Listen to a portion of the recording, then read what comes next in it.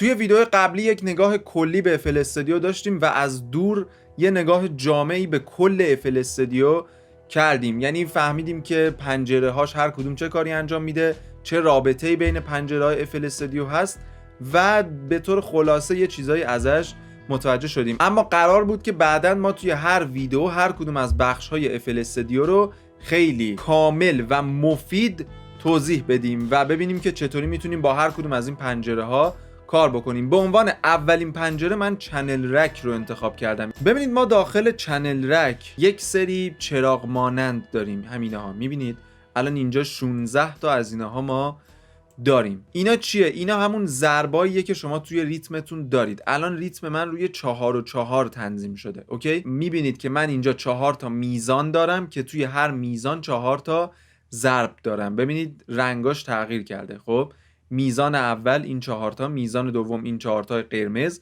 میزان سوم 4 تا سفید دوباره و میزان چهارم 4 تا قرمز. داخل هر کدوم از این 4 تا میزان 4 تا ضربه. ضرب اول، ضرب دوم، ضرب سوم، ضرب چهارم. ضرب اول، ضرب دوم، سوم و چهارم. اوکی؟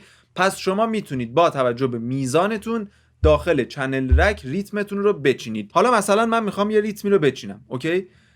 با کلیک چپ یک ضرب رو میزنم و با کلیک راست اونو میتونم پاک بکنم. اگر کلیک چپ رو نگه دارم و بکشم همینطوری قطاری برای من میذاره. اگر باز کلیک راست رو نگه دارم و بکشم قطاری پاک میکنه. ما اینجا 4 تا سمپل داریم. خب یک کیک، کلپ، هت و اسنیر. ولی من این کیک رو نمیخوام. خب میخوام عوضش بکنم. چطوری این کارو میکنم؟ موسمو میارم سمت چپ، براوزر برای من باز میشه. براوزر گفتیم کمد FL استودیو، یعنی شما خیلی از حالا سمپلاتون که همه اینجا هیچی، جدا از اون شما پریستاتون میاد اینجا. حالا اگر نمیدونید پریست چیه زیاد مهم نیست، جلوتر متوجه میشید.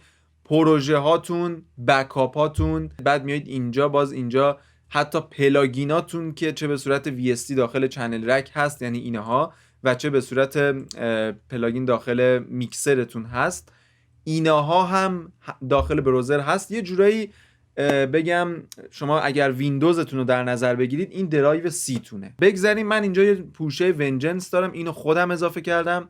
شاید بپرسید که چطوری اضافه کردی؟ خیلی راحت، پوشش رو گرفتم، کشیدم، آوردم داخل FL استودیو، داخل براوزر ولش کردم، اضافه شد به همین راحت. میام اینجا کلیک میکنم و میخوام کیکم رو عوض کنم، میخوام یه کیک دیگه بیارم. میام مثلا داخل این هیپ هاپ و درامز و مثلا این کیک، اینو میارم اینجا اد میکنم. با کلیک چپ گرفتم، کشیدم و روی این کیکم ول کردم. اگر نخوام جایگزین قبلی بشه میگیرم میکشم این پایین ول میکنم. اوکی؟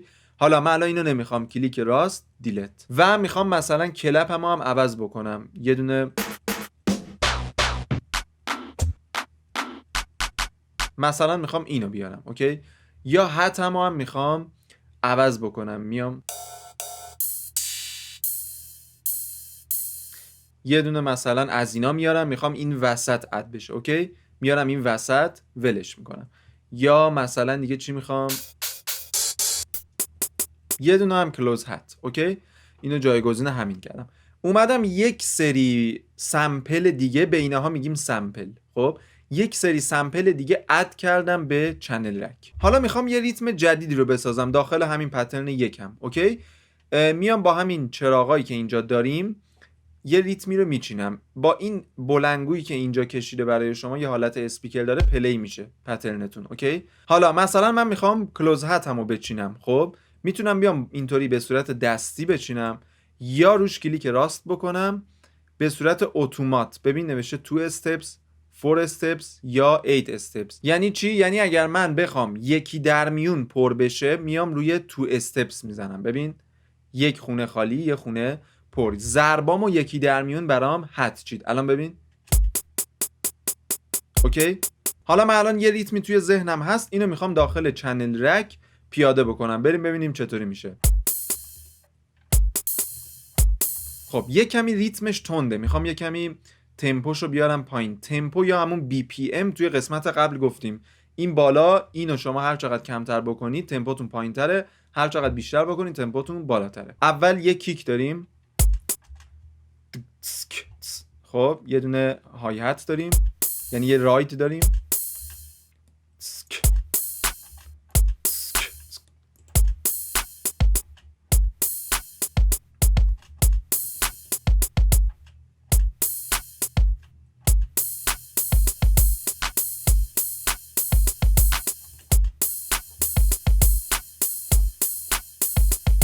اوکی، ما این بالا یه سری آپشن داریم. اولی که ضبط داره، شما وقتی اینو میزنی پنجره چنل رکت بسته میشه. من دوباره میام اینجا و روی گزینه چنل رک یک کلیک میکنم، میاد. بچه‌ها شورتکاتاش هم اون بالا مینویسه. خب مثلا چنل رک رو نوشته F6. دیگه شما روی هر کدوم برید توی این پنجره‌ای که اینجا هست یه حالت نمایشگر داره، خیلی از جزئیات اون بالا مینویسه، دقت کنید بهش. خب گزینه بعدی، ببینید ما داخل چنل رک دو تا حالت نمایش داریم. یکی همینطوریه که الان میبینید که بهش میگیم استپ سیکونسر. اوکی، الان روی حالت استپ سیکونسره.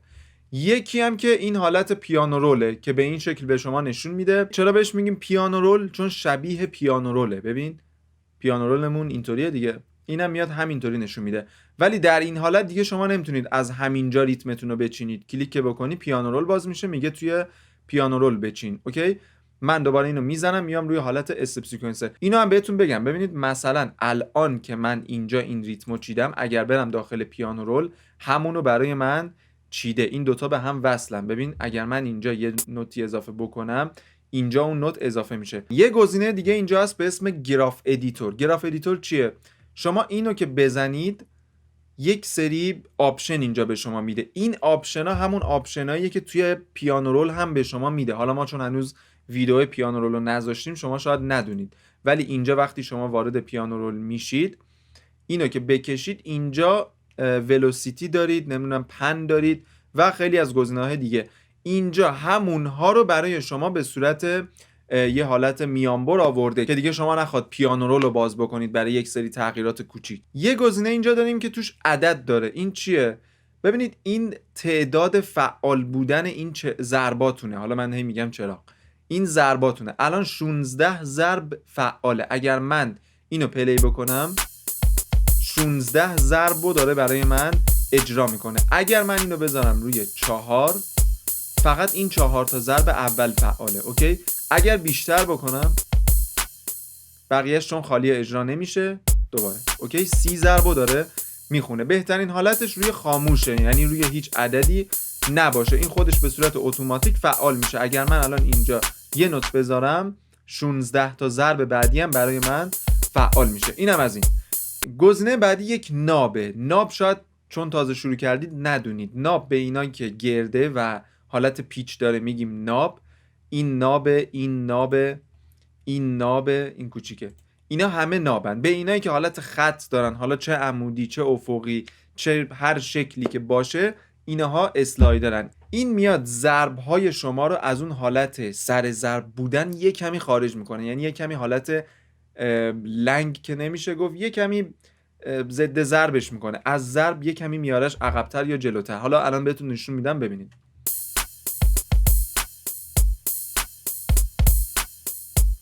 اوکی، من اینو چون تا آخر باز کردم دیگه یه کمی ریتمم به هم خورده. حالا میایم اینجا، این که همون بلندگوه گفتم، اینجا شما 3 تا 4 تا نقطه میبینید. اینو میتونید بکشید، این لیست شما بزرگتر میشه. اگر بعضی نوشته ها جا نمیشه یا خونده نمیشه اینطوری، بکشید بلند میشه. اگر کلیک راست بکنید به همون حالت دیفالتش برمیگرده. اگر دابل کلیک بکنید به بهترین حالتی که بلندترین نوشتهتون توش جا بشه فیکس میشه. یعنی الان بلندترین نوشته من اینه دیگه. خب به اندازه این کش میاد. حالا من دوباره یک کلیک راست میکنم که اندازه همون قبلی بشه. میرسیم به جای مهم قضیه. ببینید ما داخل این چنل رکمون فقط ضرب و سمپل که نداریم. خب تا الان ما فقط کیک داشتیم، اسنیل داشتیم، مثلا این ایمپکت رو آوردیم و از اینطور چیزا. اما ما داخل چنل رکمون VST هم میاریم دیگه. مثلا پیانو میاریم، گیتار میاریم، سینتیسایزر میاریم. مثلا من الان میخوام یه دونه گیتار آمپل ساوند رو باز بکنم. بعد میام مثلا یه دونه پیانو خود FL رو هم باز میکنم. بعد میام مثلا این بیس رو هم باز میکنم. یه چند تا VST هم باز میکنم. اینها رو اگر خیلی زیاد بشه شلوغ میشه. خب یه نکته خیلی مهم بهتون بگم، پروژه‌تون رو باید تمیز بکنید. حالا این تمیزکاری رو من بعداً توی تمام پنجره ها میگم، اما الان داخل چنل رکیم در مورد چنل رکش رو میگم. ببینید ما ایناها رو میایم گروه بندی میکنیم. یعنی چی؟ یعنی مثلا ضربامو من میام سلکت میکنم. چطوری دارم سلکت میکنم؟ کلیک چپ رو گرفتم و میکشم. اوکی؟ حالا بخوام یکی رو حذف بکنم، با کلیک راست حذفش میکنم. دوباره اگر بخوام یه دونه رو اضافه بکنم، با کلیک راست اضافه میکنم. با همین کلیک راست میشه بکشیم. اوکی؟ اما با کلیک چپ اگر من یه دونه بزنم، اونای دیگه آن سلکت میشن و فقط همون یکی که روش کلیک کردم سلکت میشه. خب حالا من همه این ضربامو میگیرم و میخوام اینا همه یه گروه بشن، یه گروه که با ایناهای دیگه قاطی نشه. همه رو که سلکت کردم، آلت و جی رو میزنم، میگه اسمش رو بگو، مینویسم درامز، اینتر، و اینا همه شد یه گروه. حالا الان با خودتون میگید که اونای دیگه چی شد؟ ما الان گیتار و پیانو و بیس هم داشتیم. رسیدیم به این پنجره دیگه. اینجا که میزنید یه گزینه آل هست، همون اول که دیگه از گروه بندی خلاصه. یعنی هر چی شما سمپل یا وی داری همه رو با هم یه جا بهت نشون میده. اوکی؟ یه گزینه درامز هست که خودم ساختم، همه درامامو میاره، و یه گزینه لیست نشده یا همون آنسورتد که اینو که بزنید اوناهایی که لیست نشده رو برای شما میاره، که ما ایناها رو هیچ لیستی نکردیم. جدا از همه ایناها ما میتونیم به همه ایناها رنگ بدیم. مثلا به درامزم بیام یه رنگ بدم، انتخابشون بکنم، روی این گزینه بزنم و بیام روی کالر سلکتد، یعنی رنگ بندی اوناهایی که انتخاب کردم. یه رندوم داره که وقتی بزنم خودش رندوم به هر کدوم یه رنگی میده. یه گردینت داره که شما میتونید بگید مثلا از آبی بره به قرمز، یا مثلا از سبز بره به بنفش. اوکی؟ حالا من الان میخوام چون همشون یه رنگ باشن، میام به همشون یه رنگ خاص رو میدم، مثلا دوتایشون آبی، و اکسپت رو میزنم. درامزم آبی شد. اینها رو هم میتونم یه رنگ دیگه بهشون بدم که دیگه با هم دیگه قاطی نشن. به صورت جداگانه هم میتونید کلیک بکنید، رینیم کالر و آیکون، یعنی اسمش رو تغییر بدید، رنگش رو هم تغییر بدید، و حتی یک آیکونی هم بهش بدید. اینجا آیکوناتون هم هست، من دستم خورد این اسمش عوض شد، ولی در صورت آیکونش هم میتونید بیاید از اینجا تغییر بدید و کلا هر طور که دوست دارید شخصی سازیش بکنید. یه نکته رو همینجا بهتون بگم، چون اکثر شماهایی که دارید این ویدیو رو میبینید احتمال زیاد تازه شروع به کار کردید و یه جورایی تازه کار هستید. کسایی که تازه شروع میکنن 99% نه به رنگ بندی توجه میکنن، نه به اسم گذاری، نه به گروه بندی، به هیچی، همینجوری کارو شروع میکنن. من خودم هم همینجوری بودم، چون تجربهشو دارم به شما هم میگم. اما هر چی که حرفه‌ای تر میشید اهمیت این رو بیشتر درک میکنید. وقتی پروژهتون مرتب باشه، خطا توی پروژه کمتره، تمیزتره، سرعت کار خودتون بیشتر میشه و خیلی چیزای دیگه. خیلی مزیت داره این کار. شاید در نگاه اول بگی خب حالا این رنگش سبز باشه یا قرمز فرقی نمیکنه، اما روی تجربه کاری شما خیلی اثر داره. عملکرد خودتون خیلی بهتر میشه. پس اینو از من داشته باشید، پروژه‌هاتون رو مرتب کنید، اسم گذاری کنید، رنگ بندی کنید، حوصله اینو داشته باشید. خب میرسیم به گزینه بعدی، یعنی این که بهش میگیم لوپ. کاری که میکنه چیه؟ مثلا من اینجا یک 4 تا ضرب کیک میام میذارم و 2 تا کلپ. خب بعد اگر بیام کلپ دیگه ای بذارم، مثلا ادامهش رو کلپمو بذارم، دیگه کیکمو نذارم، اینو که بزنم خودش میاد اون کیکا رو با اینکه نذاشتم لوپ میکنه اونجا، برای من روحش رو گذاشته. ببین وقتی پلی بشه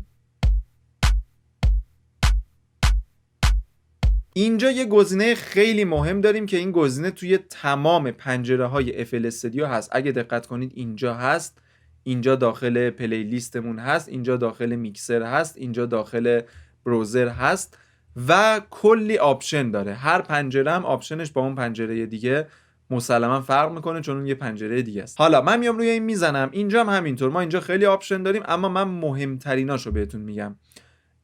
دیلت چنل، که اون چنلی که انتخاب کردی دیلت میکنه، اصلا چیز خاصی نیست. کلون یعنی چی؟ چی زدم؟ کلون یعنی یه جورایی همون کپی کردن. میاد دقیقاً از اون سمپل شما یه کلون میگیره، یکی عین همونو میسازه. مثلا من اینجا این کیکو دارم، خب میام اینو یکم این تنظیماتش رو کم، مثلا ولومش رو یکم کم میکنم، طولش رو یکم کوتاه میکنم، پنش میکنم. حالا اصلا کیکو هیچ وقت ما پن نمیکنیم، ولی به عنوان مثال روش کلیک راست میکنم و کلون رو میزنم. از همون یکی دقیقاً عین همون ساخته شد با همون تنظیمات، فقط ریتمش رو دیگه کپی نمیکنه. اینا هم بعد در نظر داشته باشید. شورتکاتش هم آلت و سیه. من اگر آلت و سی رو همینطوری بزنم هی برای من کلون میگیره. اوکی، 2000 تا کلون من میتونم بگیرم از همین کیک. حالا من الان اینها رو نمیخوام، سلکت میکنم، با کلیک چپ میکشم و روی کیبورد آلت و دیلیت رو میزنم.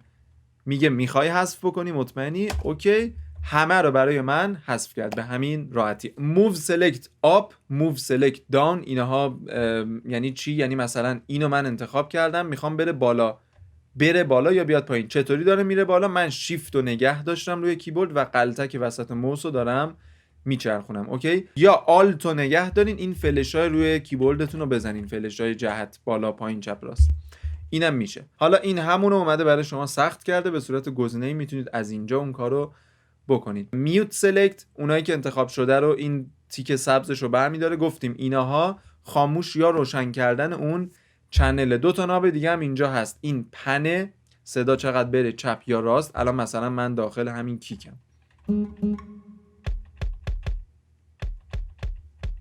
اوکی، راست چپ. یه ولوم هم داریم آن میوت سلکتد که دوباره یه کلیک میکنید دوباره آن میوت میشه. اینها دیگه خیلی ساده است. اگر بخواید سولو بشه کلیک راست سولو. اوکی، حالا با کنترل هم میشه، کنترل رو روی کیبورد نگه دارید، یه بار کلیک بکنید اون سمپل برای شما سلکت میشه. یه گزینه دیگه هم هست، یه چیز جالبی هم الان فهمیدم، اینو الان یاد گرفتم. آلتو اگر نگه دارید بزنید تمام همگروهیاش، یعنی اینا که سمپلن، همه سمپل ها میوت میشه. اگر روی اینها بزنید تمام VST های دیگه میوت میشه به جز اون. یه گزینه دیگه ای هم که هست لاک کردنه. لاک چیکار میکنه؟ مثلا من الان اینو لاک کردم، اگر اینو من بیام سولو بکنم یا آن سولو، این یکی دیگه خاموش روشن نمیشه. این خلاصه دیگه، مثلا اینها دیگه همه میوت میشن، این نمیشه. شیفت رو دوباره نگه میدارم و کلیک چپ با کلیک راست هم میتونید از اینجا همون کارو انجام بدید. دوباره میایم اینجا ترانسپوز رو داریم که ترانسپوز برای اینه که پیچ کنید صداتون رو. مثلا فکر کنم این نیم پرده ایه. آره، مثلا من اگر بزنم یک پرده، نیم پرده، تمام این سمپل های کیک من پیچ شد به بالا. ببینید یک زیپ سلکتد داره. زیپ یعنی چی؟ ببینید مثلا من اینها رو سلکت میکنم، با آلت و زد هم میتونید زیپ بکنید. خب حالا من میام زیپ رو میزنم، ببینید چی شد؟ همشون اینجوری جمع شد، کوچیک شد. وقتایی که مثلا یه سری سمپل رو شما خیلی استفاده نمی کنید ولی جا زیاد گرفته، اونا رو زیپ میکنید و خیالتون راحت. چطوری آن زیپ میشه؟ با آلت و یو. ببین من اگر آلت و یو رو بزنم، دیدی همشون آن زیپ شد. حالا اینها دیگه خیلی مهم نیست، من خودم هم خیلی استفاده نمی‌کنم. البته این دیتچ مهمه، توی تمام پلاگین ها و پنجره های FL استودیو هم هست. ببینید من وقتی دیتچم خاموشه، این زیر نظر FL استودیو، یعنی زیر مجموعه FL این پنجره. خب مثلا اینجا دیگه نمیره این زیر، یا اگر من روی میکسرم کلیک بکنم میاد روی چنل رکم. دیتچ رو که بزنم از FL خلاص میشه. ببین دیگه این اصلا به FL کاری نداره. من روی میکسرم کلیک بکنم، روی پلیلیستم کلیک بکنم، این همیشه رو وایساده محکم. بیایم اینجا یه چیز خیلی مهم میخوام بهتون بگم. ببینید مثلا من اینجا روی این سمپلم کلیک راست میکنم، کات ایتسلف خیلی مهمه. چیکار میکنه؟ ببینید ما اینجا یه کیک داریم. خب این کیک الان اگر من بیام یه کلمه کیک پشت سر هم بذارم، حالا اینجا خیلی مشخص نمیشه. یه اتفاقی که الان داره میفته اینه که دنباله کیک قبلی با شروع کیک بعدی هی با هم قاطی میشه. خب یعنی هنوز کیک قبلی تموم نشده، کیک بعدی شروع میشه. چرا؟ چون من اومدم اینها رو پشت سر هم چیدم. این اتفاق نباید بیفته، این اشتباهه. خب یعنی نباید وقتی کیک بعدی من شروع بشه کیک قبلی هنوز در حال اجرا شدن باشه. باید چی بشه؟ باید قبلی قطع بشه، یعنی قبلی به محض اینکه کیک بعدی اجرا شد قبلی استاپ شه. وقتی شما کاتیت سلف رو بزنید این اتفاق میفته، یعنی وقتی که بعدی اجرا میشه قبلی رو خودش قطع میکنه. این خیلی کاربردیه. حالا اینجا خیلی معلوم نمیشه، ولی مثلا بعضی وقتا شما دارید ترپ کار میکنید، از این کیکای 808 دارید که بلنده و اونجا وقتی که اینها رو بچینید ممکنه که این اتفاق خیلی باعث اختلال فرکانسی بشه و کلا موزیکتون نابود بشه. اونجاها خیلی خودشون نشون میده. این از کاتیت سلف. اینزرت، شما میایید یک دونه VST رو اضافه میکنید به چنل رکتون. ریپلیس، میایید یه دونه VST رو جایگزین اون سمپلی که روش کلیک راست کردید میکنید. خب اگر دقت بکنید اینا همون VST هایی که من اینجا دارم روی این به علاوه که میزنم میاد، لیستش هم بزنم این دقیقاً همونای. حالا کلونو گفتیم، دیلت هم که میدونید چیه. یه گزینه اینجا داریم، این خیلی مهمه، خیلی مهمه. نوشته assign to new instrument track. خب چیکار میکنه؟ من الان روی کیکم کلیک راست کردم و این گزینه اومده. اینو اگر روش بزنم یک علامت اینطوری کنارش میاد، اینجا هم میاد، اینجا هم میاد. خب چه اتفاقی افتاد؟ خودش به صورت اتوماتیک، من اگر اینجا بیام رنگ اینو صورتی بکنم، داخل پلیلیست و میکسر هم میاد رنگ رو صورتی میکنه. اسمشو عوض بکنم، داخل همشون میاد اسمشو عوض میکنه. حالا من بیام داخل میکسر رنگش رو تغییر بدم، داخل چنل رک و داخل پلیلیست رنگش تغییر میکنه. برای کسایی که تنبلن و پروژه هاشون رو مرتب نمیکنن این خیلی کمک میکنه. کات داریم، کپی داریم. چی کار میکنه؟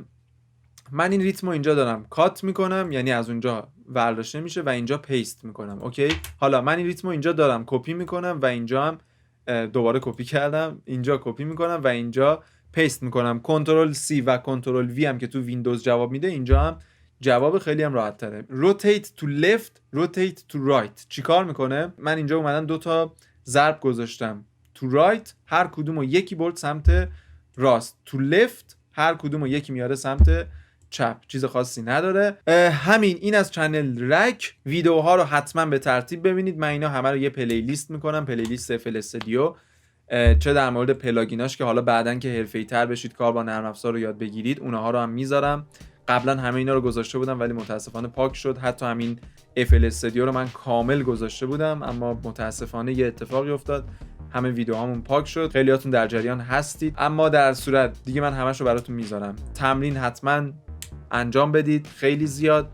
ممکنه گیج بشید اولش اما اصلا مهم نیست، چون دارید یک نرم افزار خیلی حرفه‌ای رو یاد میگیرید. قطعا این چیزا طبیعیه. همین. امیدوارم که خوب یاد گرفته باشید و براتون مفید بوده باشه. تا ویدیو بعدی میبینمتون.